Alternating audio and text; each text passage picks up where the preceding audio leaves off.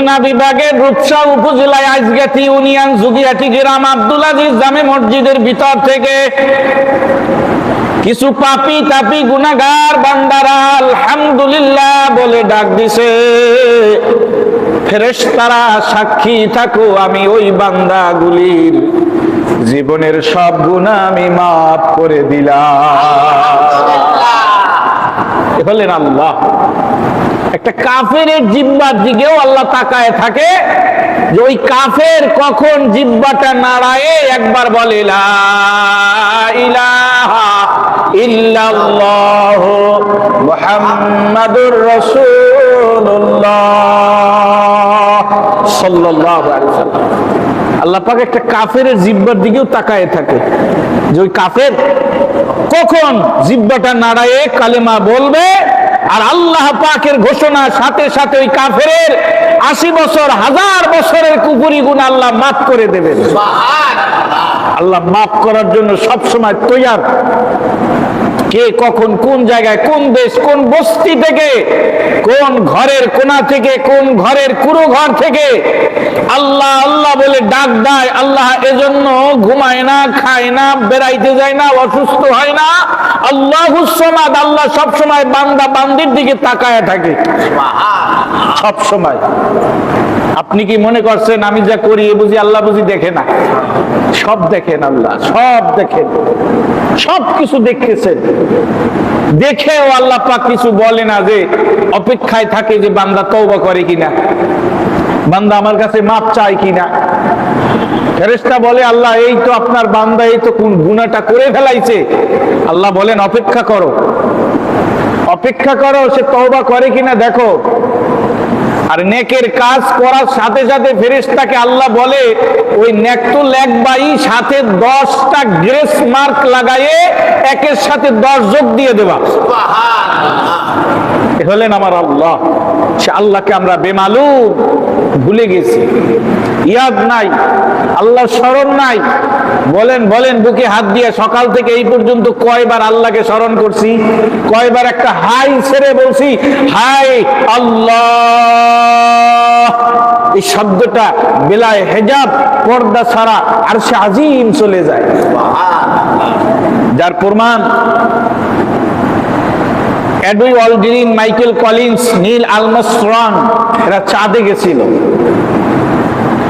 চাঁদে যাওয়ার পরে জোহরের আজান হচ্ছিল জমিনে পৃথিবীতে, আর এরা চাঁদে চাঁদে বসে এরা শুনতেছে আল্লাহু আকবার আল্লাহু আকবার। বিজ্ঞানী তো রেকর্ডার মেশিন নিয়ে গেছে, এই আওয়াজ রেকর্ড করে নিয়ে আসছে। 3 জন বিজ্ঞানী Neil Armstrong, Michael Collins, Edwin Aldrin ইন্দোনেশিয়ায় আসার পরে, ইন্দোনেশিয়া একটা মুসলিম কান্ট্রি, একটা হোটেলে নাস্তা খাচ্ছে, তখন মাগরিবের এই আজান হচ্ছে। তখন ওই বিজ্ঞানী বলতেছে যে আর ইউ মুসলিম, তুমি কি মুসলমান? বলছে আমি কমপ্লিটলি মুসলিম। বলছে এই যে শব্দগুলো এটা কিসের? বলে এটাকে আজান বলা হয়, দাওয়া। এই শব্দ দিলে মুসলমান এক জায়গায় জমা হয়ে আল্লাহর গোলামি করে, নামাজ আদায় করে, এটাকে আজান বলা হয়। বলছে ওয়াল্লাহি, সেই আল্লাহর কসম আমি এই আজানের এই লফজগুলো, শব্দগুলো, এই সেন্টেন্স, এই বাক্যগুলো আমি চাঁদে শুনেছি। প্রমাণ আমার কাছে রেকর্ডার মেশিন আছে, তুমি শোনো। তখন তাকে রেকর্ড থেকে শোনানো হলো। তখন ওই মুসলমান হোটেল ম্যানেজার বলল যে আল্লাহি, আল্লাহর কসম আমাদের জমিনে যে আজান হয় চাঁদে সেই আজানের শব্দ তুমি শুনেছো আর মেশিনে রেকর্ড করে নিয়ে আসছো। তখন মুসলমান বলে এই আজানের শব্দ চাঁদ নয়, সূর্য নয়, গ্যালাক্সি নয়, মিল্কি ওয়ে নয়, সকল আসমান ভেদ করে আরশে আজিম পৌঁছে যায়। আলহামদুলিল্লাহ। এর উপস্থিতি হলেন আল্লাহর সৃষ্টি নিজাম। আমরা যে ফিস ফিস করে সিজদায় যাইয়ে দুঃখের কথাগুলা বলি, সুবহানা রাব্বিয়াল আলা, সিজদা যাই কি বলতে হয়? সুবহানা রাব্বিয়াল আলা। কত মানুষ আছে সিজদায় গিয়া দুঃখের কথাগুলা মালিকের সাথে বলে। দুনিয়ার বিবির কাছে বলা যায় না, মায়ের কাছে বলা যায় না, বাবার কাছে বলা যায় না, ছেলে মেয়ের কাছে বলা যায় না, পাড়া প্রতিবেশীর কাছে বলা যায় না। এমন তথ্যগুলি, এমন মনের আবেগ, আকাঙ্ক্ষা, তামান্না, মনের ব্যথাগুলি একজনকে বলা যায়, তিনি হলেন আমাদের রব আল্লাহ। কোন দিন কি চুরি করছি একই বন্ধু বান্ধবরে বলা যায়? আর যৌবন বসে কার সাথে ইটিস পিটিস করেছি কি বউরে বলা যায়? বউর কাছে ও গল্প দিলে বউ থাকবে? ও তো চলে যাবে। আল্লাহ বলেন, বান্দারে, যৌবনের তাড়নায় যা কিছু করেছো দুনিয়ার কাউকে বলা যায় না, বলাও যায় না, বলা যাবেও না, বললে সাক্ষী হইয়া যাবে। তুই রুকুতে আর সিজদায় যাইয়া চোখের পানি ছাড়ি আমার কাছে বলবি। আল্লাহ বলেন, আমি তোর রুকু আর সিজদা অবস্থায় তোর যৌবনের সমস্ত গুনাহগুলা আমি বিনা দলিলে ক্ষমা করে দেব। বলেন আল্লাহ। ফিসফিস করে কি কই? ওগুলো আল্লাহ সরাসরি ওগুলো শোনেন। এমন এক প্রভু, এমন এক রব আমরা পেয়েছি, বলি না আলহামদুলিল্লাহ। আল্লাহ আমাদের রব। প্রিয় উপস্থিতি, আমি বিগত কয়েক জুমা ধরে আপনাদেরকে সিরাতুন নবী শোনাইতেছিলাম, কিন্তু ওদিকে আমি আর বাড়তে পারতেছি না, কারণ আমার সামনে মেইন কয়েকটা পয়েন্ট আসতেছে, এর উপরে আলোচনা করা গুরুত্ব মনে করতেছি। এই জন্য আমি আজকে আলোচ্য বিষয় হলো যে আল্লাহ পাকের বিচারটা কেমন হবে, বিচারের ধরনটা কেমন হবে, বিচারালয় কিভাবে সংগঠিত হবে, শেষ দিবসের প্রতি আমাদের কিছু জানা এবং শোনা বলার দরকার। এটা মনে করে আমি আজকের আলোচনায় আপনাদেরকে সূরায়ে মুদ্দাসসির, কোন সূরা বলেন? সূরা মুদ্দাসসির 29 পারায়। কোন পারায়? 29 পারায়। বলে দিচ্ছি এই জন্য যে এই তাফসীরটা আপনারা বাড়ি যেয়ে দেখবেন, কারণ এখন বাংলা তাফসীর অনেক কোরআন শরীফ পাওয়া যায়, বাংলা অর্থ। কোন সূরা বললাম বলেন?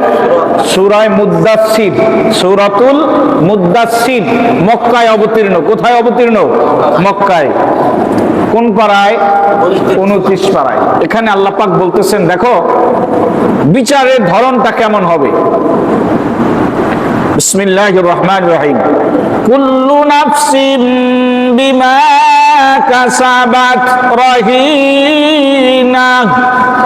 হাসরের ময়দান যেদিন সংগঠিত হবে, এই পৃথিবী, সৌরজগৎ, বিশাল জমিন, এগুলো সব মহাপ্রলয় হয়ে ধ্বংস হয়ে যাবে।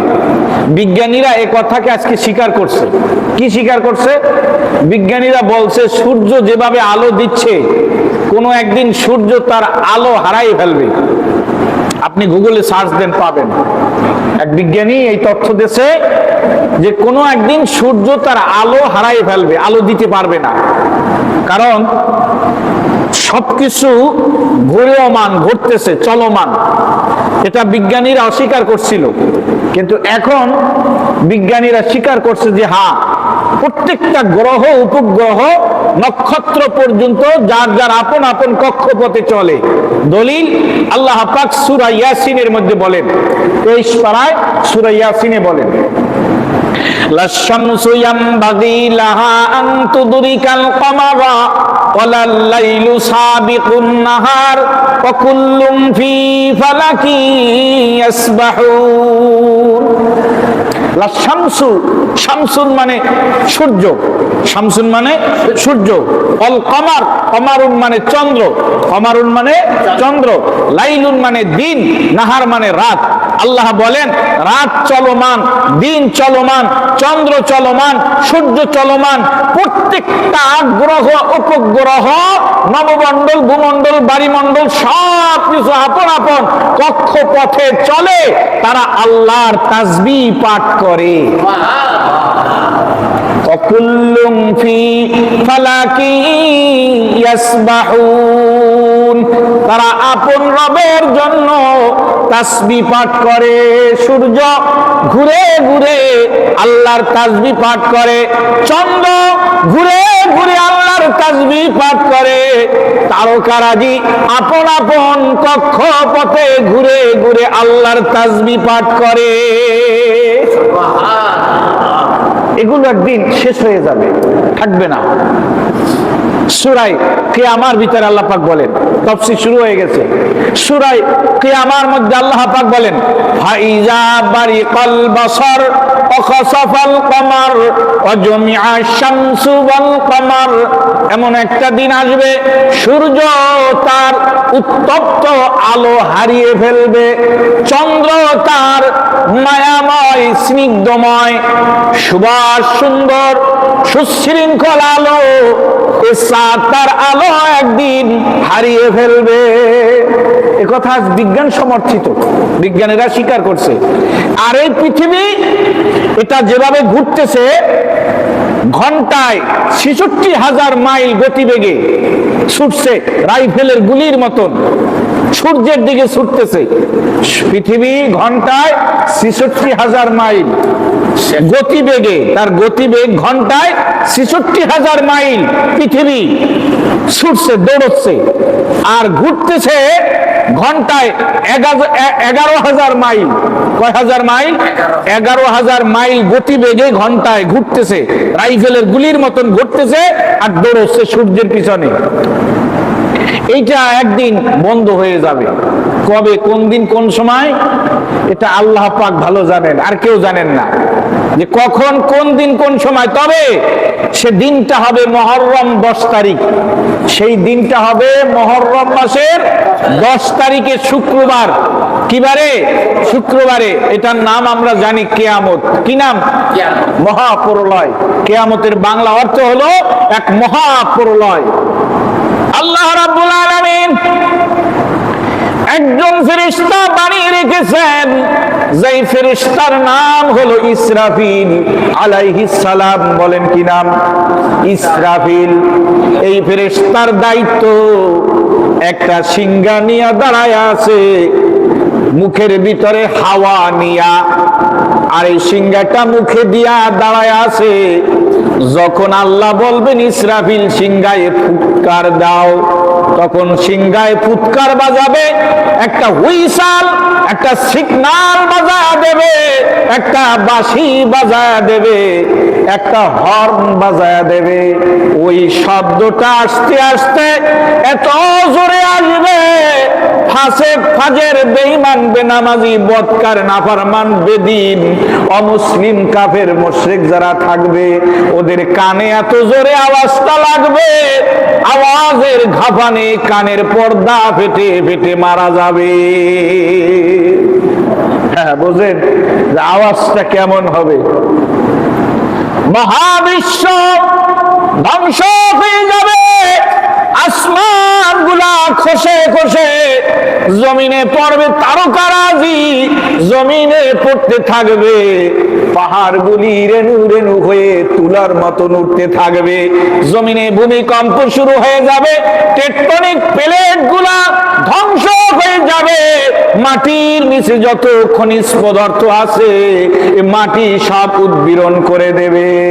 এক মহাপ্রলয়, সব কিছু ধ্বংস হয়ে যাবে। এ মর্মে আল্লাহ 29 পারায় সূরা আল হাক্কার ভিতরে বলেন, ফাইজা নুফিখা ফিস-সূরি নাফখাতু ওয়াহিদা। যখন ইসরাফিল একবার ফুৎকার দেবে, সব নেস্তেনাবুদ হয়ে যাবে, একাকার মেশাকার হয়ে যাবে, সব ধ্বংস হয়ে যাবে, ঠেকাবার মতন কোনো হাতিয়ার নাই। সব শেষ হয়ে যাবে, পানি আর পানি হবে, গেজা গেজা হয়ে যাবে।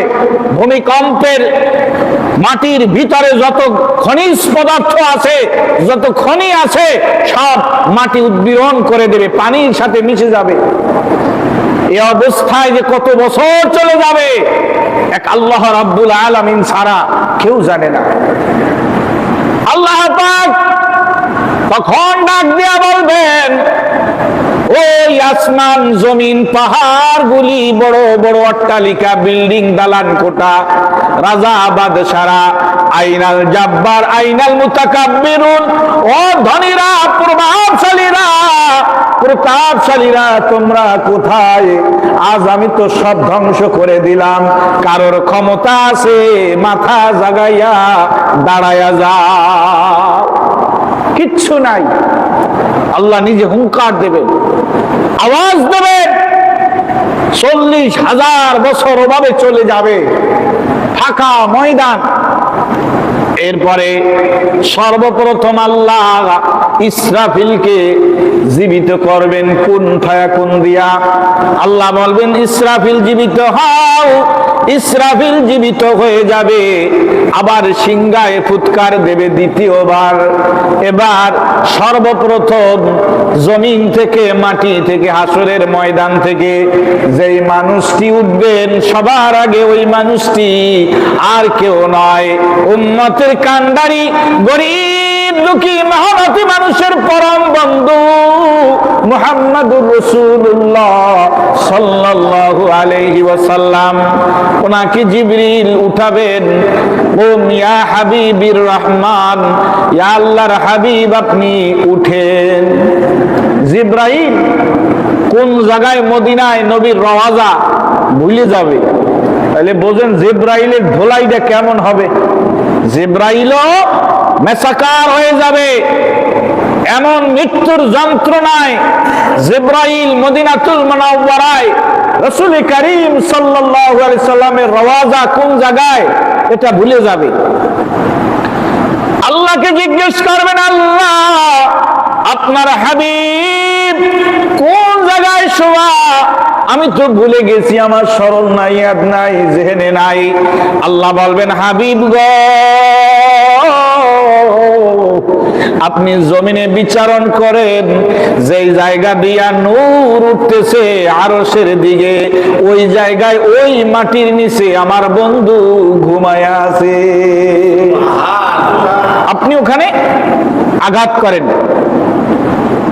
যখন জিবরাইল ওই নূর চমকিত জায়গায় আঘাত করবে, তখন আমার নবীজি উম্মতের কান্ডারি, কাকে বলে বন্ধু বোঝো, ভালো করে বোঝো। নবী তোমার আমার কেমন পাগল ছিল, আছে, থাকবে।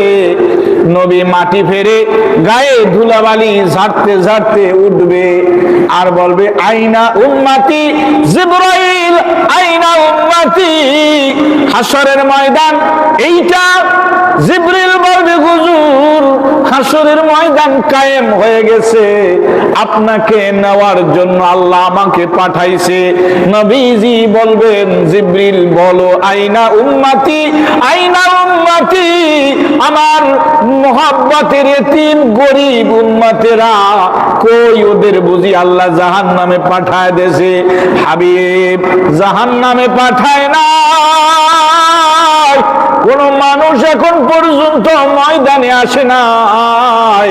সবার আগে আল্লাহ আপনাকে মাটি থেকে জীবিত করেছেন এবং আল্লাহ নিজে আপনাকে দাওয়াত জানাইছে। চলেন আল্লাহর কাছে চলেন।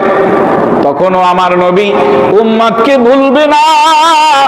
তখনও আমার নবী বলবেন, জিবরিল আমার উম্মতি কোথায়, কিভাবে আমি ওদেরকে চিনবো আজকে? জিবরাইল বলবে, হাবিব আপনার উম্মতেরা গুররাম মুহাজ্জালিন, তাদের অজুর অঙ্গগুলা জ্বলতে থাকবে। সীমাহুম ফি উজুহিহিম মিন আসারিস সুজুদ। সিজদা করেছে কপাল দিয়া, এই কপাল সেদিন কালো কপাল আলো হয়ে যাবে। আপনি এই কপাল দেখে চাঁদ অঙ্কিত নূর ঝকমক করতে থাকবে। যেই কপাল আর নাক আল্লাহকে সিজদা দিয়েছে, ওই কপাল আর নাক ঝলমল করতে থাকবে। আপনি ওইটা দেখে আপনার উম্মত গুলো বেছে বেছে আলাদা করবেন। ইয়া হাবিবির রহমান, ও ওঠেন, আপনি চলেন, আল্লাহ আপনাকে ডাকছেন। আজকে হাসরের ময়দানে আপনার জন্য আল্লাহ রাব্বুল আলামিন একটা সিংহাসন বানায় রাখছেন। তার কুরসির পাশে, তার আরশের পাশে আপনার জন্য আল্লাহ রাব্বুল আলামিন একটা চেয়ার বানাইছেন, যে চেয়ারের নাম হলো মাকামে মাহমুদ। যেই চেয়ারের কথা প্রত্যেক মুয়াজ্জিন আজানের পরে দোয়ার মধ্যে বলেন, আতি মুহাম্মাদানিল ওয়াসিলাতা ওয়াল ফাদিলা ওয়াদ দারাজাতার রাফিআ ওয়া বা'আসহু মাকামান মাহমুদা লিল্লাযী ওয়া'আদতা। এই সেই মাকামে মাহমুদ, একটা চেয়ার। হাবিব, আপনার উম্মতেরা মসজিদে মসজিদে, দেশে দেশে, বিদেশে বিদেশে, গ্রামগঞ্জে, শহরে বন্দরে আজান দিত, 5 ওয়াক্ত দৈনিক আজান দিত। আজানের পরে প্রত্যেক মুয়াজ্জিন এই দোয়া পড়ত। হাবিব, আপনাকে সম্মানিত করার জন্য আজকে সমস্ত নবী, রসুল, পয়গম্বর, গাউস, কুতুব, ওলি, আউলিয়া, উলামায়ে কেরাম, ইমাম, মুয়াজ্জিন, মুসল্লি, নামাজি, বেনামাজি, মুসলমান, বেঈমান, কাফের, ফাজের সমস্ত মানুষ ময়দানে জমা হতেই হবে। এড়াইয়া থাকার কোনো সুযোগ নাই, কোনো চিপাগলি নাই, যেই চিপাগলি দিয়া পালায়ে তুমি আরেক জায়গায় যাই থাকবা। ভারতে অন্যায় করে তুমি শ্রীলঙ্কা পালাবা, বাংলাদেশে অন্যায়, অবিচার, জুলুম, নির্যাতন, নিপীড়ন করে ভারতে গিয়ে পালায়ে থাকবা। এই সুযোগ তোমাকে হাসরের ময়দানে দেয়া হবে না, হবে না, হবে না। সব প্রকাশ হয়ে যাবে, সব প্রকাশ হয়ে যাবে। নবীজি আল্লাহ রাব্বুল আলামিনের ডাকে সাড়া দিয়া রওনা দিবে,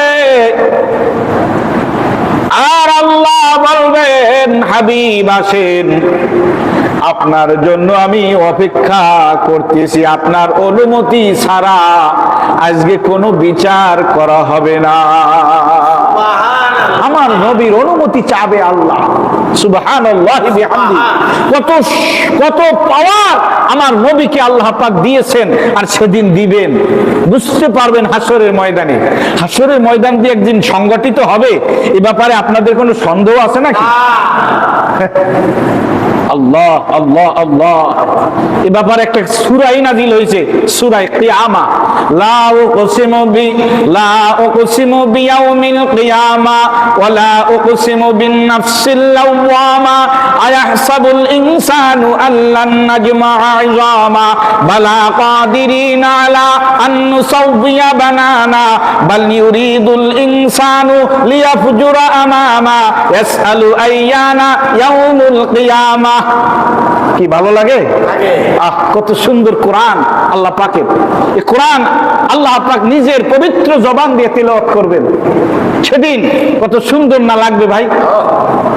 লা উকসিমু বিয়াউমিল কিয়ামা ওয়া লা উকসিমু বিন নাফসিল লাওয়ামা আয়াহসাবুল ইনসানু আল্লান নাজমা'a 'ইযামা বালা কাদিরিনা আলা আন নুসাওবিয়া বানানা বাল ইউরিদুল ইনসানু লিয়াফজুরা আমামা ইয়াসআলু আইয়ানা ইয়াউমুল কিয়ামা। কিয়ামতের ময়দানে আল্লাহ পাক জালালি মিজাজ নিয়া কাহারিয়াত সূরাত ধরে সিংহাসনে বসবেন, চেয়ারে বসবেন। বিচারালয় শুরু হয়ে গেছে। বিচারালয়, চিফ জাস্টিস, প্রধান বিচারপতি চেয়ারে বসছেন। তার ডান পাশে বাম পাশে, আর ডান পাশে বাম পাশে দুইজন ব্যারিস্টার থাকবেন, অ্যাডভোকেট, লয়ার। এই দুইজনকে আমাদেরকে চিনতে হবে। কি ভাই, চিনতে হবে না? আল্লাহর আদালতে আমার যখন বিচার শুরু হবে, আমার পক্ষে বিপক্ষে দুইজন ব্যারিস্টার, লয়ার লড়বে, যুক্তি তর্ক দিতে থাকবে। যদি আমি হেরে যাই, পরিণাম জাহান্নাম, আর যদি আমি জিতে যাই, পরিণাম জান্নাত। কত বড় সূক্ষ্ম এবং টেনশন, পরেশানি থাকবে মানুষ।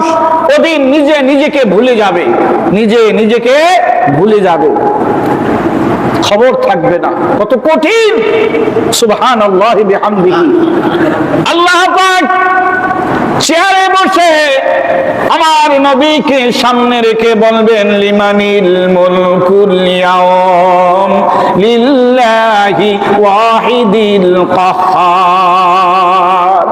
লিমানিল মুলকুল ইয়াউম, আজকে রাজা কে, আজকে বাদশা কে, আজকে এই বিচারবার মালিক কে, আজকে সমস্ত মানুষের বিচার করবেন কে?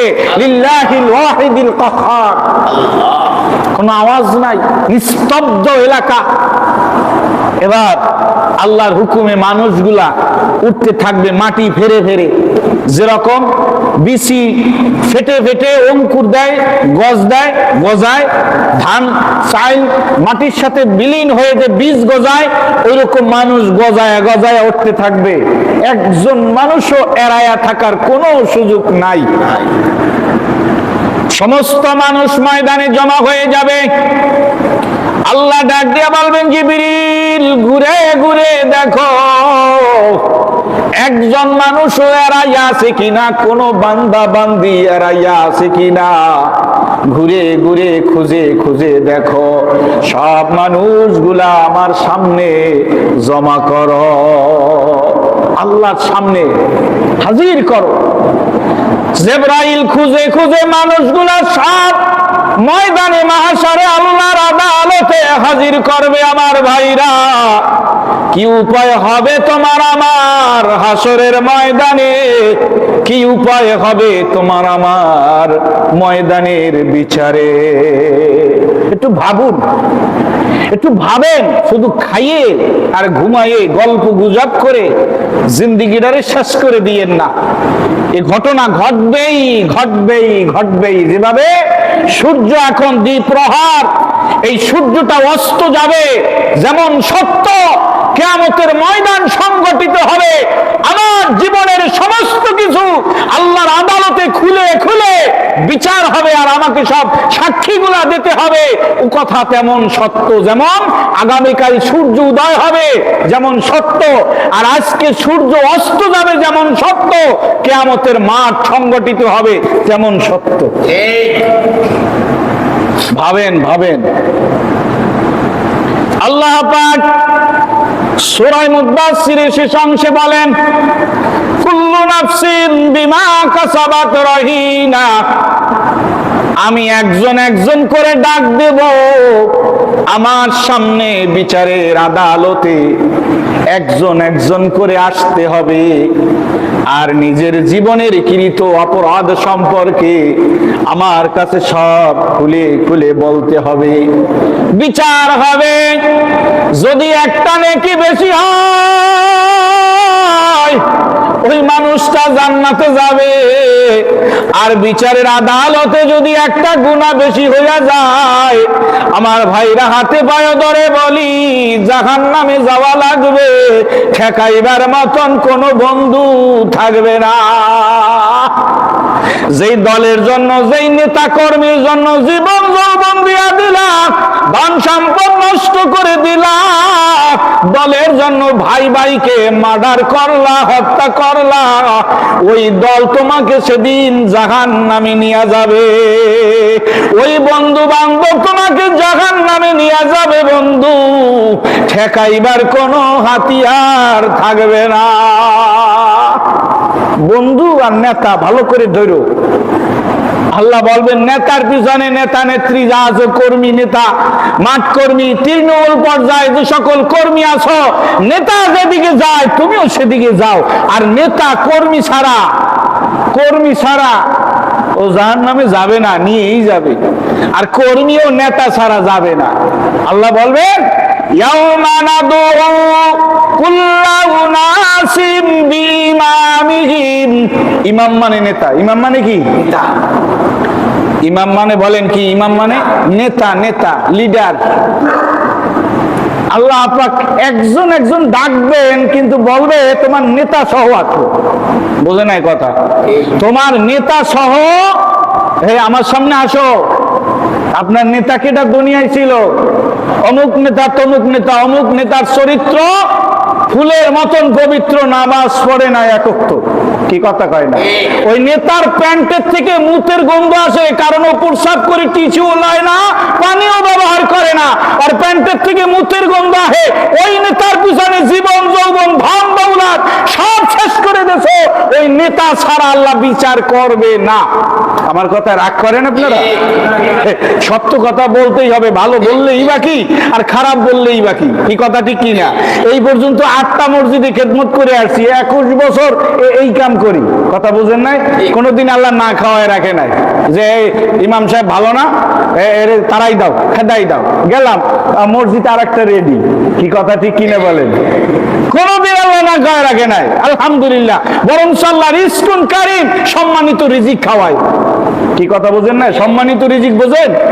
সম্মানিত রিজিক হলো ছেলে বা মেয়ে অন্যায় করছে বা নিজেই অন্যায় করছেন, তদন্তের জন্য পুলিশ সাব ইন্সপেক্টর আসছে, দুপুর বেলা খাবারে রক্ত বাজছে, এখন স্ত্রী হাউসের মোরগটা জবাই দেওয়া লাগবে, কারণ ওই পুলিশ সাব ইন্সপেক্টর তো পোল্ট্রি খাবে না, খাবে ওরে হাউসের মুরগি মোরগ জবাই দিয়ে খাওয়াতে হবে। যাওয়ার পরে বিবি সাহেব বলবে যে তুমি এই সব অন্যায় আকাশ কুকাশ করছো, তোমার ছেলে মেয়ে করছে, কিন্তু আমার হাউসের মোরগটা তো চলে গেল। কি কথা বোঝেন নাই? কোথার থেকে এই পুলিশ আসলো আর আমার এই সর্বনাশ হয়ে গেল। আর একজন আলেমকে, ইমামকে, একজন হুজুরকে মোরগ, ওই হাউসের মোরগ জবাই দিয়াই খাওয়ায় মাহফিলের দিন, খাওয়াই আবার জিজ্ঞেস করে যে হুজুর খাইয়ে কি বলছে? হুজুর খাইয়া বলছে আলহামদুলিল্লাহ, রান্না খুব ভালো হয়েছে। স্ত্রী বিবি সাহেব বুকে হাত দিয়ে বলে যে আমার জীবনটা সার্থক, যে হুজুরকে আপ্যায়ন করছি, রান্না করে খাওয়াইছি, হুজুর খাইয়া বলছে আলহামদুলিল্লাহ। ও মনে মনে খুশি হয়। কথা ঠিক না ব্যাঠিক বলেন? এটাকে বলা হয় রিজকুন কারীম। হুজুরকে 10 টাকা হাদিয়া দিয়া আত্মতৃপ্তি পায়, হুজুরকে ইমামকে 1 কাপ চা খাওয়ায় বুকে হাত রাখা বলেন আত্মতৃপ্তি পায় কি পায় না বলেন? এটাকে রিজকুন কারীম বলা হয়, সম্মানিত রিজিক। উলামায়ে কিরামের রিজিক আল্লাহ সারা দুনিয়ায় ছড়ায় রাখছে। রিজকুন উলামা ও মুনতাশিরুন ফিল আরদি আলাস সামা। আল্লাহ রাসূল বলেন উলামায়ে কিরাম রিজিক আল্লাহ পাক সারা দুনিয়ায় ছড়ায় রাখছে, যায় যায় খাইতে হয়। আমার বাড়ি কই বরগুনা বরিশাল, আমি এই খুলনার রিজিক খাইতেছি, আপনাদের রান্না বান্না খাইতেছি। কি কথা ঠিক না বেঠিক? আমি 11 বছর ছিলাম মাগুরায়, 11 বছর। সেখানের এক লোক এখানে জুমাও পড়ছিল, আমার সাথে দেখাও করছিল, আমার পরিচিত। যাই হোক, প্রিয় উপস্থিতি, আমি যে কথা বলতেছিলাম, হাসরের ময়দানে আল্লাহ ডাকবেন প্রত্যেক মানুষকে কি সহ বলেন তো? মাশাআল্লাহ, এই তো ওয়াজ বুঝে গেছেন, শুধু আমলের বাকি। ওয়াজ আমরা সবাই জানি, 2-4 ঘন্টা এখানে বসলে সবাই করতে পারি। চার দোকান গরম হয়ে যায় ওয়াজের গাফানে। কি কথা ঠিক কিনা বলেন? হুজুরের ফতুয়া মশলা দেয়া লাগে না, ওখান থেকে ফাইনাল হয়ে যায়। অতএব আমরা সবাই জানি, কিন্তু অভাব হলো মানার। কিসের অভাব বলেন? মানতে পারতেছি না। যে সুদ খাই খাইয়াই যাইতেছি, যে ঘুষ খাই খাইয়াই যাইতেছি, যে বেপরদায় চলি চলেই যাচ্ছি, যার ছেলে মেয়ে বেদিন হয়ে গেছে, নামাজ পড়ে না, ওরা পড়তেছেই না, পড়েই না, অথচ ওয়াজ মাঠে ময়দানে হচ্ছে। কথা ঠিক কিনা বলে আমার ভাইরা?